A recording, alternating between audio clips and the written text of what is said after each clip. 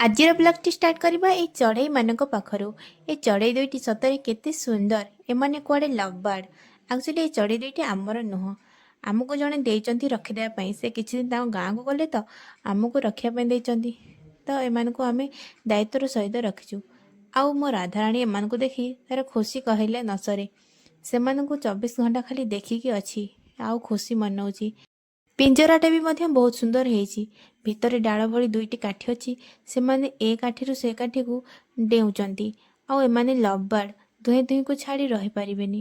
ଆଉ ଏମାନଙ୍କୁ ମୁଁ ମଧ୍ୟ ଦେଖି ବହୁତ ସାରା ଏନ୍ଜୟ କରୁଛି। ଏନ୍ଜୟ ସେତିକି ଥାଉ। ସେପଟେ ବାପା ପରିବା ନେଇ ଆସିଲେଣି। ଚାଲ ରୋଷେଇ କରିବା।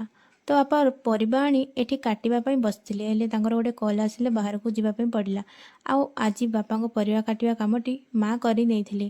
ଆଉ ମୋ ଝିଅ କଥା କ'ଣ କହିବି, ସେ ଟମାଟୋ ଗୋଟେ ଧରି ଏପଟ ସେପଟ ହେଉଛି ଆଉ ସେଇଟାକୁ ଧରି ଖେଳୁଛି। ଆଉ ମୁଁ ଆସି ମୋର ଏପଟେ ରୋଷେଇ କାମଟି ଷ୍ଟାର୍ଟ କରି ନେଇଥିଲି। ଆଜି ରୋଷେଇରେ ମୋର ଥିଲା ଭାତ, ଡାଲି, କୁନ୍ଦୁରୁ ଭଜା ଆଉ କଖାରୁ ଫୁଲ ପିଠଉ ଭଜା ଆଉ ତା ସହିତ ଟିକେ ସାଲାଡ଼। ଗରମା ଗରମ ଆଣି ବାପା ମାଆଙ୍କୁ ଖାଇବାକୁ ଦେଇ ଦେଇଥିଲି। ଆଉ ବାପା ମାଆ ଖାଇସାରିଲା ପରେ ମୁଁ ମୋ ପାଇଁ ବାଢ଼ି ଆଣି ଖାଇ ନେଇଥିଲି। ଆଉ ଖାଇସାରି ଯାଇ ମୋ ରାଧାରାଣୀ ସହିତ ଟିକେ ମଜାମସ୍ତି ଚଲେଇଥିଲି।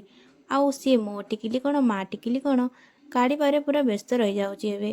ତାକୁ କାଢ଼ିବାରେ ବହୁତ ମଜା ଆସୁଛି ତ ସେ କାଢ଼ି ନେଉଛି।